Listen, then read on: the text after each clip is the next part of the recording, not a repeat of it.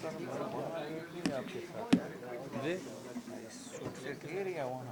آنا بیٹھ سے بیٹھ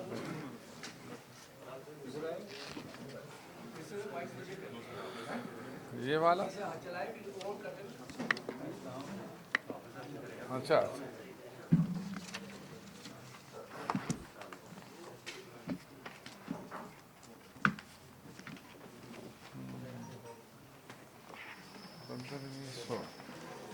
زیادہ کریں گے اچھا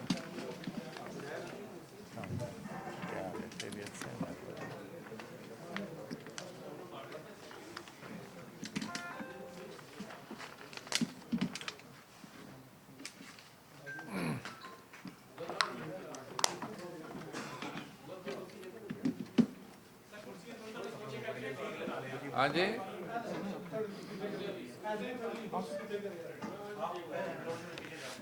کون ہماری کرسی آپ پیچھے کریں گے ہاں نہیں نہیں ساری دنیا میں کیسے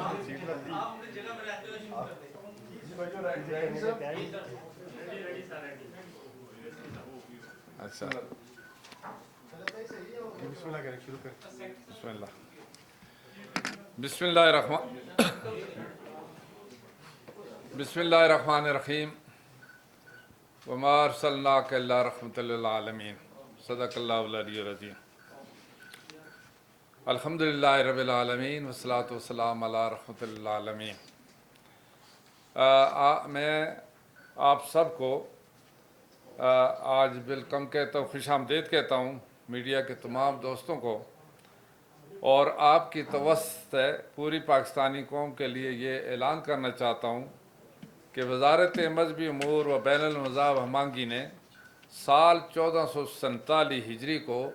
حضور اکرم صلی اللہ علیہ وآلہ وسلم کی 15ویں سو ولادت باشہادت کے طور پر منانے کا فیصلہ کیا ہے۔ یہ موقع نہ صرف ہمارے لیے ایک عظیم روحانی اور تاریخی اعزاز ہے، بلکہ قومی وحدت اور مذہبی ہمانگی کو مضبوط کرنے کا ایک شاندار موقع بھی ہے۔ اس موقع پر ملک بھر میں 1 تا 12 ربیع الاول، جو کل سے 1 ربیع الاول شروع ہوگی، عشرہ رحمت للعالمین صلی اللہ علیہ وآلہ وسلم منایا جائے گا، جس کا سب سے اہم حصہ اسلام آباد میں منعقد ہونے والی 50ویں بین الاقوامی سیرت النبی صلی اللہ علیہ وسلم کانفرنس ہوگی۔ اس کانفرنس میں پاکستان کے اہم حکومتی شخصیات، ممتاز علماء کرام، سفارتکار اور ملک و بیرون ملک سے آنے والے معزز مہمان شریک ہوں گے۔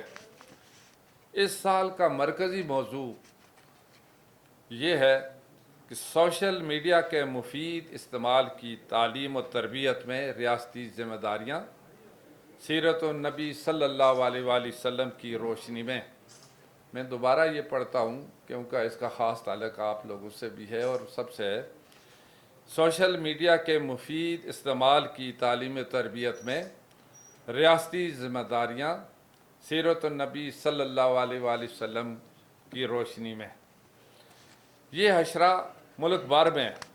بھرپور جوش و جذبہ سے منایا جائے گا۔ وفاقی وزارت مذہبی امور و بین المذاہب ہمانگی نے اس سلسلے میں ایک جامع پروگرام ترتیب دے کر تمام وفاقی اور صوبائی اداروں کو ارسال کیا ہے، اور اسی طرح OIC کی قرارداد 15/51C اور قومی اسمبلی اور سینٹ آف پاکستان کی متفقہ قراردادوں کے مطابق بھی سال 1447 ہجری کا آپ صلی اللہ علیہ وآلہ وسلم کی ولادت باشہادت کے طور پر منانے کا اعلان کیا گیا ہے۔ صوبائی حکومتوں، آزاد جموں کشمیر اور گلگت بلتستان سے درخواست کی گئی ہے کہ وہ اپنے علاقوں میں سیرت النبی صلی اللہ علیہ وآلہ وسلم سے متعلقہ تقریبات کا انعقاد کریں۔ ان تقریبات میں صوبائی سطح پر سیرت کانفرنسیں محافل نعت، سیمینارز، مقابلے اور طلباء و نوجوانوں کے لیے خصوصی پروگرام شامل ہوں گے۔ اسکولوں، کالجوں اور یونیورسٹیوں میں سیرت النبی صلی اللہ علیہ وسلم پر خصوصی تقاریب، تقریری مقابلے اور آگاہی پروگرام منعقد کیے جائیں گے تاکہ نوجوان نسل حضور اکرم صلی اللہ علیہ وآلہ وسلم کی تعلیمات سے روشناس ہو سکے اور سوشل میڈیا سمیت جدید ذرائع ابلاغ کو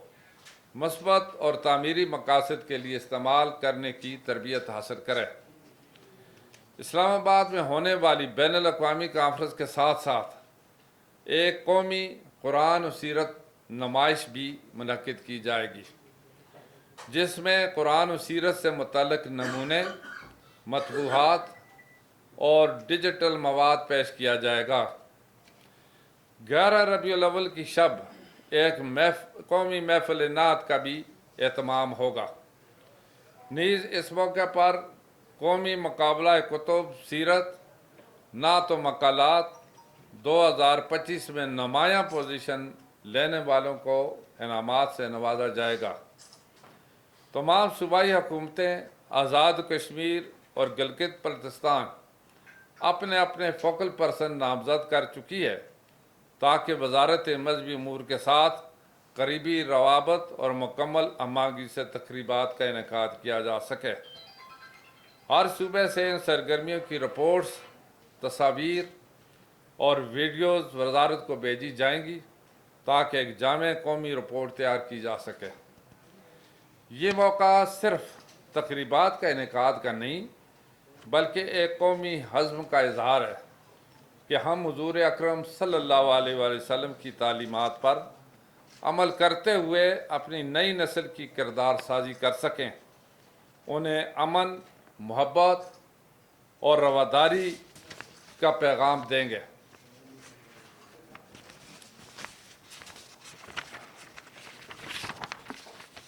اور سوشل میڈیا اور جدید ٹیکنالوجی کو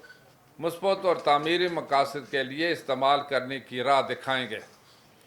ہم نبی کریم صلی اللہ علیہ وآلہ وسلم کی تعلیمات پر عمل کرتے ہوئے امن، اتحاد، اخوت اور جدید دور کے تقاضوں کو پورا کریں۔ سیرت النبی صلی اللہ علیہ وسلم کو نوجوان نسل کے سامنے ایک مثالی رہنمائی کے طور پر پیش کرنا اس پروگرام کا بنیادی مقصد ہے۔ آخر میں پوری قوم سے اپیل کرتا ہوں کہ وہ عشرہ رحمت للعالمین صلی اللہ علیہ وسلم کی تقریبات میں بھرپور شرکت کریں اور اس بابرکت موقع کی قومی یکجہتی، مذہبی ہماہنگی اور خیر و برکت کا ذریعہ بنائیں۔ اس موقع پر غریب، نادار اور ضرورت مندوں کے ساتھ خیرخواہی کا معاملہ فرمائیں اور صدقات و خیرات کے ذریعے ان کی مدد بھی فرمائیں۔ خاص طور پر ملک کے مختلف خطوں میں آنے والے سیلاب کی تباہ کاریوں کے شکار عوام کی مدد کو ضرور پہنچیں۔ میں آپ میڈیا کے سب نمائندوں کا شکر گزار ہوں کہ آپ تشریف لائے اور اس اہم پیغام کو پاکستانی قوم تک پہنچانے میں اپنا کردار ادا کیا۔ میری تمام میڈیا ہاؤسز سے گزارش ہے کہ آپ سب اس مبارک موقع پر عشرہ رحمت للعالمین کی تقریبات کی بھرپور کوریج کریں اور سیرت نبی صلی اللہ علیہ وسلم کے فروغ میں اپنا حصہ ڈالیں۔ یہ بہت بڑا ایک موقع ہے جس میں اللہ تعالیٰ نے ہم سب کو اس میں شامل کیا ہوا ہے اور پوری امت کے لیے یہ ایک بہت عظیم موقع ہے اور اس میں آپ کا تو بہت بڑا ہی کردار ہے، ہمیشہ رہتا ہے میڈیا کا۔ تو اس میں آپ کی وجہ سے پوری دنیا میں حضور پاک صلی اللہ علیہ وآلہ وسلم کے حوالے سے، سیرت کے حوالے سے ان لوگوں تک بھی پیغام پہنچے گا کہ بعثت رسول صلی اللہ علیہ وسلم کا اصل مقصد کیا تھا۔ انسانیت کی رہنمائی کرنی تھی، پوری انسانیت کے لیے آئے کیونکہ ہمارے نبی آخر زمان صلی اللہ علیہ وآلہ وسلم آخری نبی ہیں۔ یہ ہمارا ایمان ہے، عقیدہ ہے، یقین ہے۔ اور پھر حضور پاک صلی اللہ علیہ وآلہ وسلم کے بعد کسی نبی نے نہیں آنا اور وہ اس کی دعوت و تبلیغ پھر اس امت کی ذمہ داری ہے۔ اس امت خاص میں بھی اور امت عام میں آپ اور ہم سب شامل ہیں، اور امت خاص میں جس طرح کے جن کو یہ پیغام ملا ہے اللہ تعالیٰ نے انہیں ہدایت دے دی ہے، تو ان کی اجتماعی ذمہ داری بنتی ہے۔ اس وجہ سے اس سال جو یہ 50ویں جو سیرت کانفرنس کا انعقاد کر رہے ہیں، تو وزارت نے اس میں خصوصی طور پر جو پروگرام ترتیب دیے ہیں اس میں مجھے امید ہے کہ آپ بھرپور اس کی کوریج کریں گے، اس کے ذریعے لوگوں کو میں آگاہی بھی پیدا کریں گے، اور ایک اسلامی مثالی معاشرہ پیدا کرنے کے لیے آپ بھرپور کردار ادا کریں گے۔ آپ کا بہت بہت شکریہ۔ سردار صاحب بلا شبہ یہ جو آپ نے قدم اٹھایا ہے، چلو ایک سردار صاحب بلا دائیں طرف سے شروع ہوتا۔ دونوں میں سے ایک سوال۔ جی میرے دو سوال ہیں۔ پہلا سوال یہ کہ اس دفعہ آپ نے سوشل میڈیا کو موضوع کیوں بنایا ہے، اور دوسرا سوال یہ ہے کہ جو آپ نے تقریبات کا اعلان کیا، اگر لوگ پبلک میں شرکت کرنا چاہے تو وزارت مذہبی امور نے کیا اس کا بھی کوئی طریقہ کار طے کیا ہے؟ اگر لوگ دوسرا کیا شرکت کرنا چاہے، جیسے آپ نے کہا کانفرنس ہوگی، پھر ایک دن پہلے 11 گلوبل کو بھی ایک نعت محفل نعت ہوگی، تو اس بارے سے اگر لوگ شرکت کرنا چاہیں تو ان کے لیے کیا طریقہ؟ دیکھیں، پہلی بات تو یہ ہے کہ یہ جو اس دفعہ ہم نے جو سوشل میڈیا کا موضوع کے حوالے سے مطلب یہ جو عنوان رکھا ہے، اس کی اشد ضرورت تھی۔ حالات حاضرہ کے تناظر میں اس کو دیکھا جائے موجودہ دور میں تو سوشل میڈیا کا ایک بہت بڑا کردار ہے، لیکن اس کردار کو صحیح طریقے سے استعمال کرنے کا طریقہ جب ہم نہیں سیکھیں گے